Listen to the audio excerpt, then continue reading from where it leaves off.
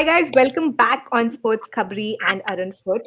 Today we are of course joined by Arunav Chaudhary and we have a special guest, Saga Burker from India Fem Footy, the one person whose platform I always look up to for all the information on Indian women's football.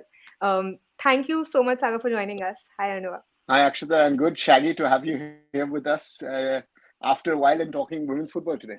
Yeah, I'm very happy that this is happening. Because it was like something that was needed, considering the global women's football movement that's happening. That Indian football aligns itself to this movement, and very happy to see this happening so early. And we are on the corrective action to actually progress on the women's football aspect. New format, 7 teams participating this year. A lot of learnings from the last season, a lot of disappointments that we would like to just leave behind and welcome the new season with a fresh start. What are your views on the new format? And I know Arnava is happy that the number of teams have been reduced. So I'll first come to you, Shaggy. What are your views? When I look at the previous format, exactly that's what we should not have been doing. We put the tournament in one of the hottest seasons, in one of the where the fatigue level for the players was pretty high.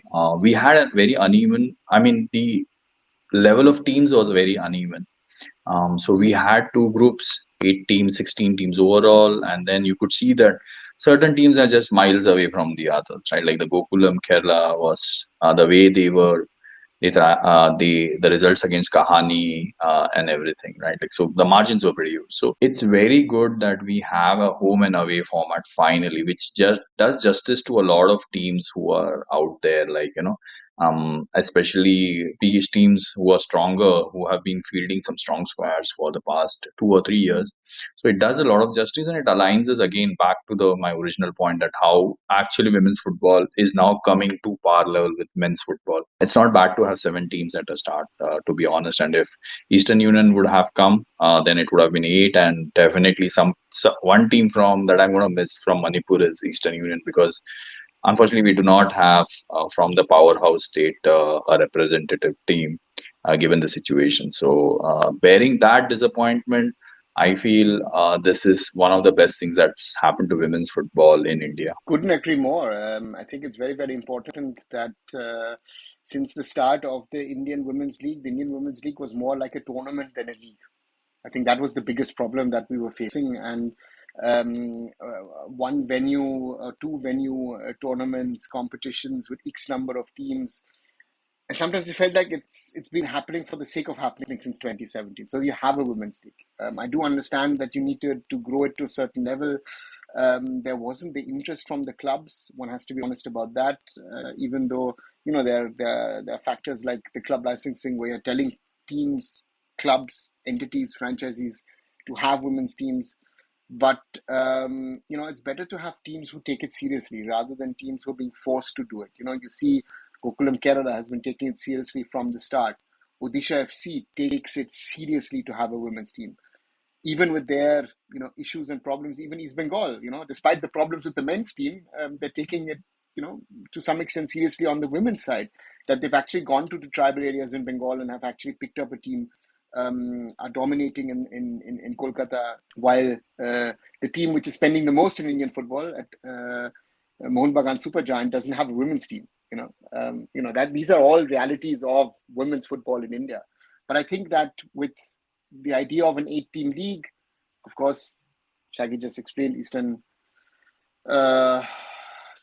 not playing because of the issues in Manipur, which is a big loss. It's good to have those 7 teams home and away, and let's see how good they are, how competitive they are, and how this format hopefully will grow, because this happened in the men's game in the late 90s. When the National Football League was started in 1996-97 season, it started off with a 12-team, 2-group competition, but then a final round of 8 teams, home and away. So this is something similar on those lines. And I hope that women's football and the IWL grows in the coming years. You, of course, mentioned the home and away format. Setu FC recently announced that they'll be playing in Goa. How much will this home away format, considering how the situations are, is going to impact all the teams that are participating? I think there are two points over here to say. It's not just a problem for women's teams. You see, for example, that the Manipuri men's teams, Neroka and Trao, are playing in Kolkata at Koldani is their home base. Rajasthan United doesn't have a home stadium which is suitable for the I League, so they're playing at the Deccan Arena of Srinidhi, Deccan FC. So this does happen. So Setu, Madurai-based club, Madurai facilities were not up to the mark. We're looking at options to play at the Jawaharlal Nehru Stadium in Chennai. Chennai FC is playing over there in the ISL, so they were not really happy to have sort of two teams on that ground. They looked at options. Coimbatore has redeveloped its stadium since the days of Chennai City FC using that ground, but they rather have developed the ground, forgot the ground really. They've developed the stands and everything else. It looks nice, but the ground looks like, even cows would not graze on that ground. That it's that bad. So then they looked at options, and Goa being a progressive state and an open state to welcome out of station teams into the state, the Tilak Maidan is hosting Churchill Brothers in the I League. They thought it's okay to have a second team playing over there, the same as the MS Stadium in Kozhikode, which is hosting both Gokulam Kerala's men's and women's team. Yeah, so when you look at it, right, the availability of stadiums, that's again something which Arnama has explained, and that I think is an issue right now only with Setu. Rest of the teams have figured out, like, at least Kickstart has the BFS, so they have pretty much been playing in BFS for a long time. So, the rest of the teams look to be, the stadiums were identified very long ago. Like, it's a matter of only one, because when the initial schedule came out, the stadium that was allotted to Madurai was the Jawaharlal Nehru Stadium in Chennai. So that was when initially everything went, and we have to say that this was good work by AFF to declare the schedules way ahead of their time, because it's not happened in the men's game up till now. That they took a progressive step of actually announcing the schedule and everything so way ahead along with the venues. So that was very good to see. So it was all figured out. So it's like a positive start that you don't see the usual schedule mess ups, right? Like that have been avoided. Now it's just a matter of certain clubs having these kind of issues of availability of stadiums, I think, that have been rectified. So overall, I feel like, okay, there is not a big infrastructure issue right now. Yeah. Of course, teams have not really announced their squads yet. A lot of things are still not in the public domain. But the tournament officially starts on the 8th of December. What are your expectations, teams that you both are watching out for, looking personally, hoping to win, rooting for, and players you think will exceed all the expectations? From my side, what I would say is like, if you take the last year's competition, right? Odisha FC were hard done by actually, it was quite a good game with Gokulam. So they had a very powerful squad. It went down to the wire with Gokulam and the knockout. So I expect them to be better this time. And considering that whatever squad they are going to have is definitely going to, you just have to figure out that there is an AFC ACL Women's League Champions League spot available right now for India, because we just finished one of the playoffs, probably the last four tournaments. So I think that will be on every team's mind, that hey, we can actually go and play in a new Champions League from next year, which is going to come and factor into somehow into this IWL as well. I don't, and this being an home and away format, I think that's going to be something which is going to be very fun to watch how that plays in. At least for the top four teams, Kickstart, Setu, Gokulam, and Odisha, how they think about getting that spot. Um, Overall, I feel you have the usual players, set of players who have been playing for the national team, which are going to be there, challenging that. But I have to look at the new player cycles that are entering, the young teenagers who are actually now being part. Like from Bangalore, you have Rivka, who is going inside Setu. You have Sulanjana Raul, who has been in tremendous form in the Calcutta League, and she was in the under 17. You have Ashtam, who was last year did progressively well for Kickstart. So you have these under 17 players and teams who are gonna get their first home and league away league kind of feeling in this format. So it's very crucial to see how these players, pan. How does it pan out to them? We already see, a couple of them have already made their mark in the NT. Shilki Devi is now replaced Kartika. So, you have seen them progress into the NT team. How they now play at the club level is something very interesting. And plus the new signings, foreign signings, how they impact in a home and away format. So we have to see all of this. But definitely for me, the teams that obviously I would look out for is the rivalry. Plus, we have a derby like the Sports Odisha plus Odisha FC. So that becomes a derby now, a first official derby inside a IWL, which will happen. So, these 4 or 5 matches that you need to look is how Gokulam, between the top 4, definitely how they are with the squads they have, how they are going to pan out, and definitely who are the teenagers who are going to make a mark in this tournament. Arnava? But Shaggy said it. I think Odisha FC will be looking not only to challenge but to end the reign of Gokulam Kerala as being, the number one women's team club side in India, and I think that's their aim. Gokulam Kerala coming back from a for them successful Asian Women's Club Championship, finishing second behind the Japanese. So therefore, from that perspective, I think it's an important one. Setu seems to have brought in quite interesting reinforcements, looking to challenge again to try and regain the title. And Kickstart, of course, also mentioned by Shaggy. Overall they've just done a tie-up with Tottenham Hotspur, so we're interesting to see if there's some expertise on even on the women's game coming in for them. Dalima looks to be again the captain, if I'm right. Yes. They have some experience on that, but they've brought in, as Shaggy said, also some a lot of these teams have brought in some very interesting 17, 18, 19-year-old talents from across India. And I think, as in the men's game, I think the foreigners will be very, very crucial. So it's something that has grown over the last 2-3 years. The importance of foreigners and the Africans, or are you going to bring in players from South America, Southeast Asia?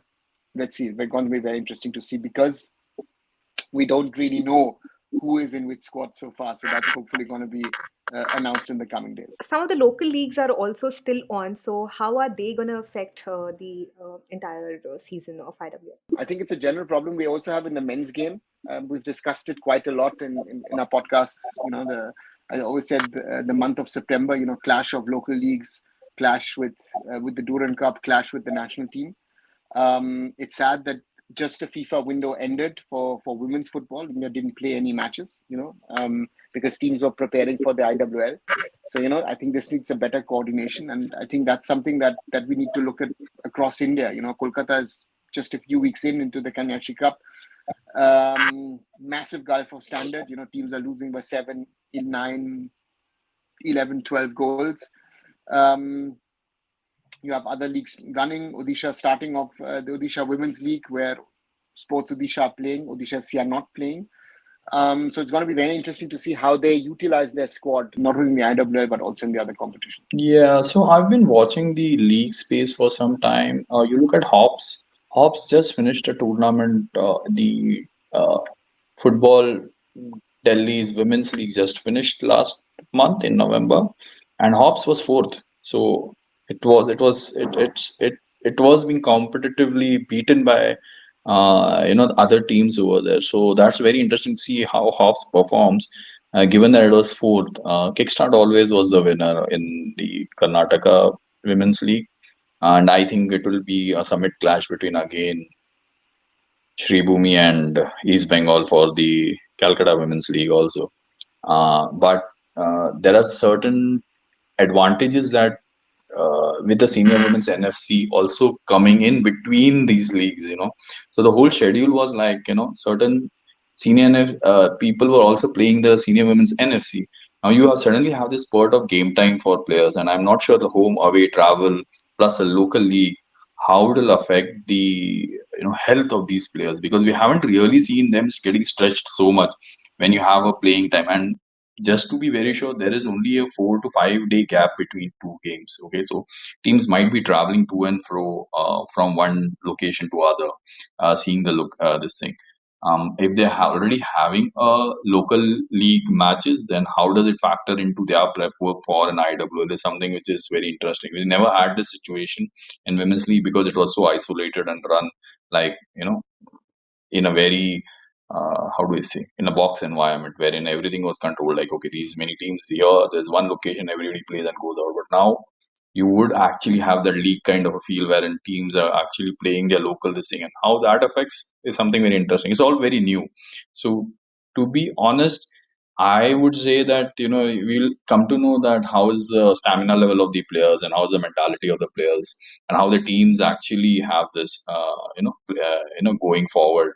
We will get a, how do I say, bird's eye view of things that are actually how the league will pan out. And it also depends on how the squads will be affected, who will go where, which commitment will they honor, right? So something which is very interesting to see for the first time. And there's another point to add to that as well is, I guess, in the IWL, like in the I League, you will not travel like ISL teams, right? So that should also not be forgotten that in the ISL, you're traveling in the potentially best of times on the regarding flights. You're staying in five-star hotels. You're taken care of. So therefore, that's another factor is how well is the team around the team, and how well are your travel plans, how are you keeping your teams together, where are you staying, all these factors which in India is a factor, which in Yeah. other parts of the world wouldn't be a factor, but in an Indian context, because India is such a large country and there's so much of travel involved, these could be huge factors as well. And it's the season of flight delays and train delays also because winters are here. The fog is going to make sure that a lot of delays happen on that front. Another thing that comes to mind is, of course, the broadcast, because this time home and away format also comes with its own set of challenges when it comes to broadcast, right? Grey Minds have won the tender. What are your thoughts on this? Well, Grema in the past used to produce and broadcast the I League, so it's an experienced media house. So I hope that they do a good job as they've done in the past with the I League. Yeah, it's for me. This Anuva just explained to me that this is some set of people who have been doing broadcasts for the I League and everything. So they do have a rich experience in this. So I'm very optimistic that if the broadcast goes well, we could probably have a situation wherein women's league will get some good. How do I say? Mileage out of this whole tournament. At the end of the day, you are looking at, broadcast is a very important aspect in Indian football, wherein if you get a proper broadcast, you get knowledgeable people about the game, there's definitely going to be progress on this part, which will attract a few more sponsors, get more viewership. That's where, at least for me, when I look at this IWL tournament, this 2023, you have to look at it that next year you will have a Champions League, ACL at the same time, going in for the champion team. So they will have to factor in all of this, the time schedule and everything, which are right now kind of the how do I say, guinea pig. So this IWL becomes a guinea pig for the next year's tournament, which will be having, you will have the champion team in the Asian Champion League. So you'll have to adjust that schedule also. So it needs to be having that consistency. And if broadcast is so how do I say, central to all of this, because that's the only way we will come to know how much we have progressed year on year basis. And just to add to that, I think we are seeing again the men's game as an example, the scheduling of the ISL, right? Akshata, you said it a few times in earlier podcasts. That certain teams have played 8 matches, certain teams have played 5 matches. So that Asian scheduling, how do you factor that in the women's game? How will the Champions League work? Will it be a home and away format? Will it be sort of a competition format? There are different things that one needs to factor in, and that makes it very interesting. That this is Shaggy called it the guinea pig season. This is a very important test season to ensure that this works. The AFF and the clubs need to ensure that this works. That you don't at the end of the season say, you know what, this isn't working. Go back to let's meet somewhere. We play for a month and then we'll find a champion. That's not progression. I think this format needs to work. It needs to work for everyone, and then hopefully it will grow in the coming years. Yeah, so you will have to look at the way like the schedules are, like how we are scheduling even the national calendar, right, for women's football. The senior women's NFC has taken place now in December. Okay. Then you had the under 17, under 15, and subsequently you had the representation from each state. So the second part of the calendar was pretty tight, given that IWL also happened over there, and everything was like I see. Fortunately, we don't have that problem with the commitment of that was actually better planned because we also had a couple of national games. We went to the Asian Games, we went to Paris qualifiers. So all of that, I saw that was a tremendous pressure in the second half, wherein people, and it's still continuing because you're still continuing with that whole momentum. But every 1 month we are having a major tournament to focus on. So maybe this is something which we need to. Can we add one more tournament? I don't think so because it's going to stress out the whole players system. Because if you add a Champions League spot to that, you understand that players who are going to go over there cannot play local league, right? Like you cannot have them play local league or even sacrifice the IWL commitment. So there is something which I feel that it should be thought of now only, not like later on that you have this problem and then we start thinking about resolution, which often happens in the men's game, and especially with the September schedule that we all saw in the men's game. So I don't want to comment on that, but definitely we can take some learning and avoid that in the women's game. So far they have avoided. It's been easy. It's not been crowded, but you never know. We would be into a tournament of 4, 5 tournaments at a parallel time, and you don't know what to prioritize. And Shaggy, you're mentioning a very important point is that the scheduling is key, and also the number of matches is dramatically increasing for the players. So injuries, potentially burnouts, all these things will suddenly become a factor, and you have to be smart in your scheduling and your planning. The men's from about 25 matches are going to go up to 45, 50 national team players. So the same thing on the women's side is in the men's game, you've said in a few years ago, right? Local leagues, the ISL players are not playing local leagues. ISL players are not playing Santosh Trophy. Um, so that is something that you'll have to factor in. Your focus needs to be on club football. And sometimes I feel the AFF, if I look at what they've been scheduling in the first half of the season, have focused more on state competitions rather than on the club football part. So that is something that needs to be looked at, needs to be rectified both in the men's and the women's game for both of them to move forward. But one thing that from a fan's perspective, I may be wrong here, but from a fan's perspective, what I feel is there's too much of football happening. If, if I just concentrate on Indian football, right, and all of them on different platforms altogether.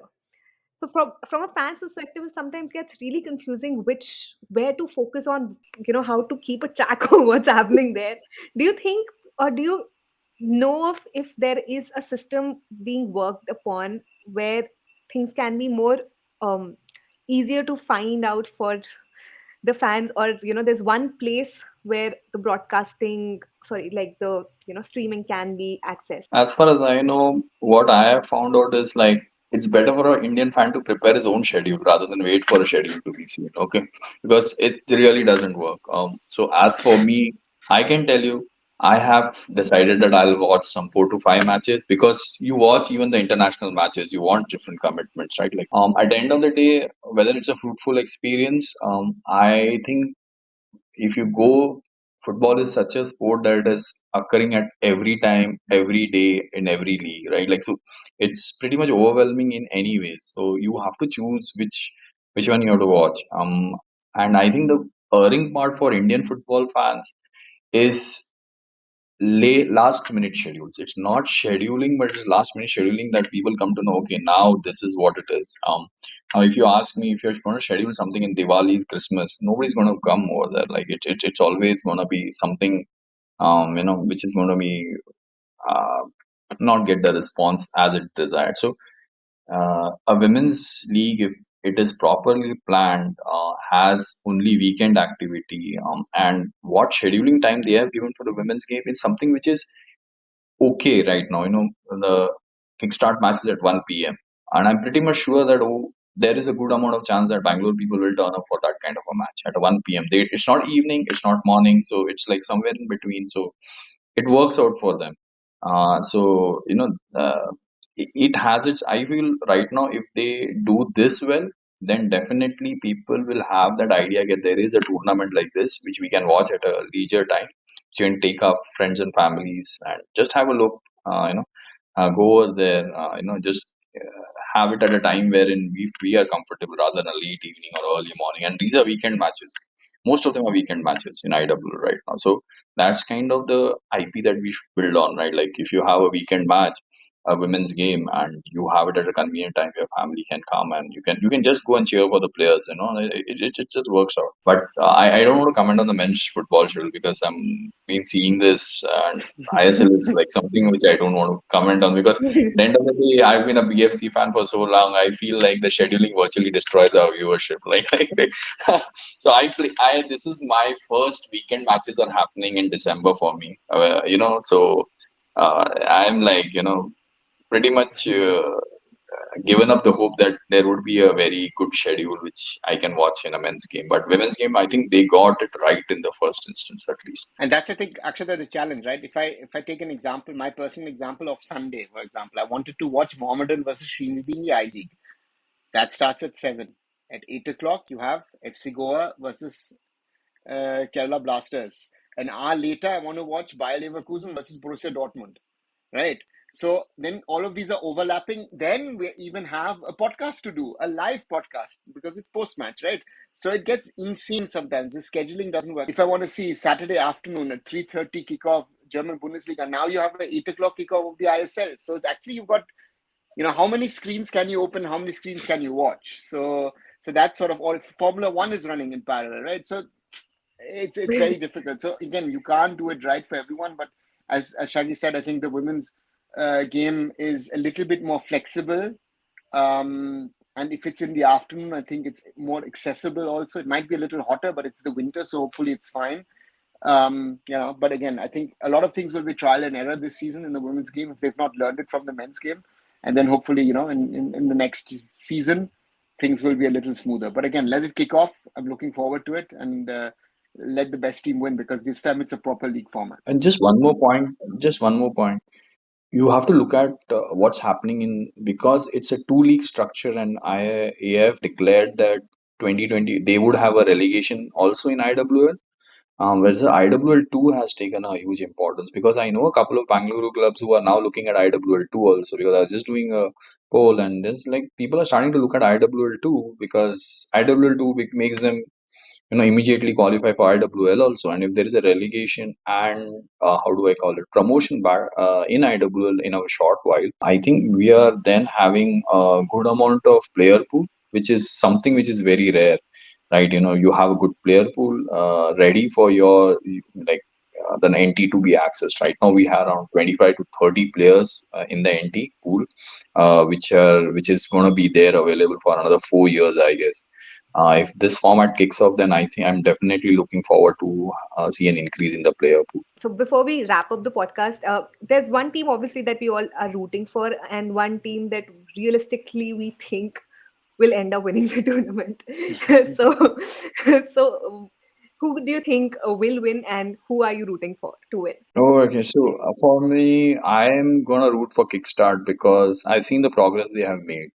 Definitely, I think that they deserve from Bengaluru football and Karnataka football that they have done so much. Their tie-ups are proper and they've been organic, quite organic in the women's game. Um, but realistically, I think Odisha is going to win it this time. That will be interesting. That will be very interesting. Arnava? I agree on that Odisha factor. I think Odisha is the team who could be, the big challenger. Again, Kukulam, Kerala has won it in the last 3 editions. So, they are triple defending champions in the IWL. These are the two top teams that will be facing each other. And it's going to be interesting to see if any other team can really challenge them. Can it be Kickstart? Can it be Setu? Because I think Sports Odisha, Hops, and East Bengal are not strong enough to really challenge. So I think it might be, two half leagues, so to say. And again, but I hope there might be surprises. And especially I think for East Bengal to do well, it would be good, first of all, for women's football in Bengal, which is struggling a little bit, I feel. And on the other side, also for East Bengal to get some sort of success into the club. I'm also kind of on the same page as Shaggy. I'm really interested to see how Kickstart performs this season. But I also think that Odisha are gonna win, considering how they've been working both on the pitch and behind the scenes as well. Thank you so much for both of you for joining us. Hoping for a great IWL season. We will keep creating content on IWL. If you have any topics in mind, please reach out to us. You can reach out to any three of us via Twitter, or like just drop a message on the in the comment section, and we reach out to you. Thank you so much, and take care.